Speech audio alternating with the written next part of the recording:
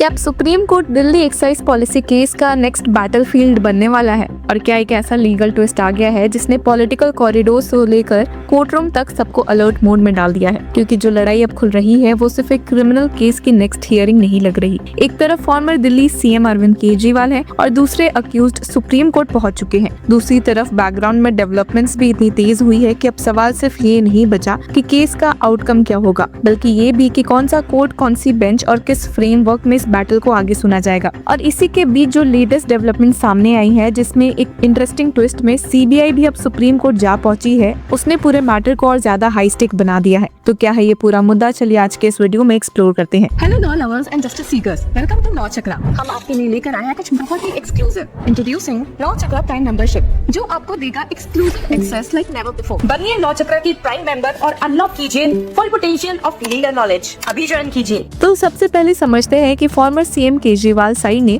Supreme court का दरवाजा आखिर क्यों खटखटाया है। अब रिपोर्ट्स के मुताबिक फॉर्मर सीएम अरविंद केजरीवाल, मनीष सिसोदिया और दूसरे अक्यूज ने स्पेशल लीव पिटीशन मूव की है। साथ ही कॉन्स्टिट्यूशनल रूट भी इन्वोक किया, जहां आर्टिकल 32 के थ्रू ये डिमांड उठाई गई है कि मैटर को जस्टिस स्वर्णकांत शर्मा की बेंच से ट्रांसफर किया जाए। उनका ग्रीवांस ये बताया जा रहा है कि earlier proceedings, specially bail related hearings में जो प्राइमा फसाई ऑब्जर्वेशंस रिकॉर्ड हुई थी, उनसे फ्यूचर प्रोसीडिंग्स की फेयरनेस को लेकर रीजनेबल एप्रीहेंशन पैदा होता है। यानी डिफेंस साइड का फोकस केस के मेरिट से पहले फोरम और फेयरनेस पर शिफ्ट होता दिख रहा है। फिलहाल ये पिटिशंस सुप्रीम कोर्ट वेबसाइट पर अंडर डिफेक्ट रिफ्लेक्ट हो रही है, मतलब प्रोसीजरल कंप्लायंस अभी कंप्लीट होने बाकी है बिफोर फॉर्मल लिस्टिंग। अभी पूरा कंट्रोवर्सी वैक्यूम में खड़ा नहीं हुआ है। इमीडिएट ट्रिगर था दिल्ली हाईकोर्ट का March 9 order. Justice Swarnkanta Sharma CBI के उस चैलेंज को सुन रही थी जो ट्रायल कोर्ट के डिस्चार्ज ऑर्डर के अगेंस्ट फाइल हुई थी। याद रहे कि फरवरी 27 को ट्रायल कोर्ट ने केजरीवाल और 22 अदर्स को डिस्चार्ज कर दिया था,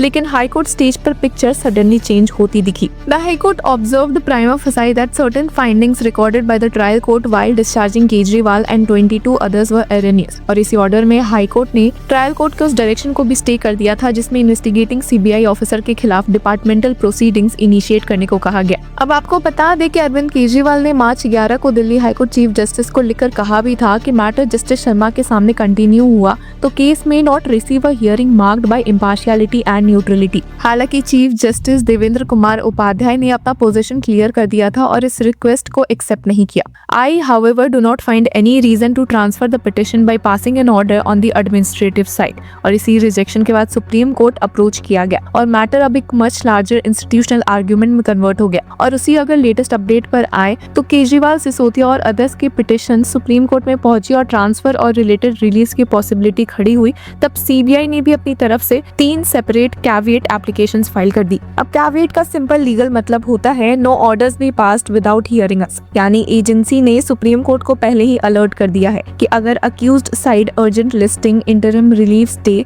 या कोई और इमीडिएट ऑर्डर मांगती है तो सीबीआई को सुने बिना कोई ऑर्डर पास ना हो। ये स्टेप देखने में प्रोसीजर लग सकता है, लेकिन इस स्टेज पर इसका स्ट्रेटेजिक सिग्निफिकेंस काफी बड़ा है। क्यों? क्योंकि पिटिशंस अभी अंडर डिफेक्ट स्टेज पर है, लिस्टिंग फॉर्मल नहीं हुई है और उससे पहले ही सीबीआई ने हियरिंग राइट सिक्योर करने की कोशिश कर ली। ये एक क्लियर प्रीएम्प्टिव मूव है। इससे ये सिग्नल मिलता है कि एजेंसी को लग रहा है कि मैटर सुप्रीम कोर्ट में अर्जेंटली मूव हो सकता है और वो किसी सरप्राइज इंटरिम रिलीफ का रिस्क नहीं लेना चाहते। 3 सेपरेट कैविएट्स फाइल करना भी दिखाता है कि सीबीआई ने इशू को रूटीन फाइलिंग जैसे ट्रीट नहीं किया है, बल्कि फुल प्रोसीजरल सीरियसनेस के साथ रिस्पॉन्ड किया गया है। तो जनरली ये सवाल इंपॉर्टेंट हो गया है कि क्या सुप्रीम कोर्ट नेक्स्ट बैटलफील्ड बनेगा? साइंस तो वही कह रहे हैं। अगर मैटर फॉर्मली लिस्ट होता है तो हियरिंग सिर्फ ट्रांसफर प्ली पर लिमिटेड नहीं रहेगी। कोर्ट को देखना पड़ सकता है कि एप्रीहेंशन ऑफ बायस का थ्रेशोल्ड क्या होना चाहिए, रोस्टर डिसिप्लिन कितना नॉन नेगोशिएबल है और क्या सिटिंग जज के खिलाफ पब्लिक एलिगेशंस अलग जुडिशियल कॉन्सिक्वेंसेस ट्रिगर करते हैं।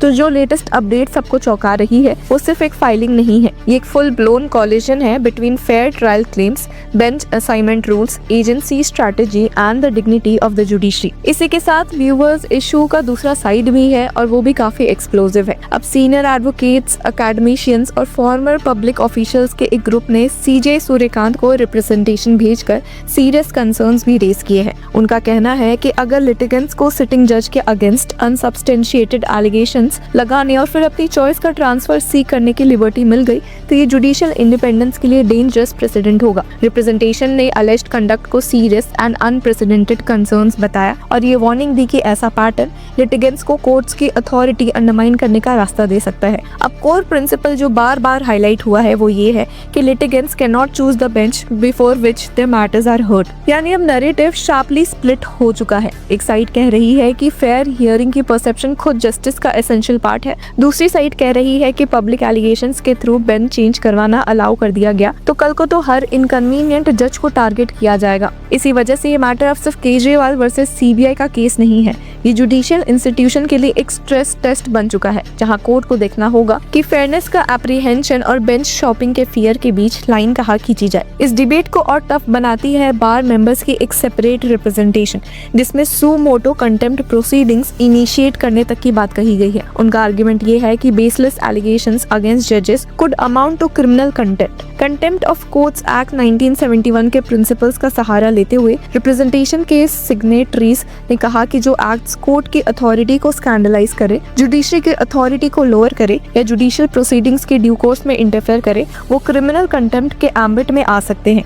और इस रिप्रेजेंटेशन ने अपनी बात को सपोर्ट करने के लिए सुप्रीम कोर्ट के पास्ट रूलिंग्स का भी रेफरेंस दिया, इंक्लूडिंग इन रे Arundhati Roy 2002 and the Prashant Bhushan contempt case 2020। और एक सेंट्रल लाइन बहुत प्रोमिनेंटली सामने आई है कि the credibility of the judicial system depends upon the perception that जजेस act impartially and without fear और फेवर। अब इस पूरे एपिसोड का सबसे इंटरेस्टिंग पार्ट ये है कि हर साइड अपने आप को लीगल प्रिंसिपल का डिफेंडर बता रही है। पिटिशनर्स कह रहे हैं फेयरनेस और न्यूट्रलिटी सबसे पहले, high court administration roster discipline और रिक्यूजल फ्रेमवर्क की सैंक्टिटी की बात कर रहा है। सीनियर लॉयर्स और फॉर्मर ऑफिशियल्स जुडिशियल इंडिपेंडेंस को लिटिगेंट प्रेशर से बचाने की वार्निंग दे रहे हैं और सीबीआई नेचुरल जस्टिस का अपना वर्जन असर्ट कर रही है कि बिना एजेंसी को सुने कोई रिलीफ ना दिया जाए। इसी वजह से ये matter now scraped Delhi exercise policy case से बहुत आगे निकल गया है। तो व्यूअर्स, इस पूरे मुद्दे पर आपकी क्या राय है? Do let us know in the comment section. Until then keep following law चक्र।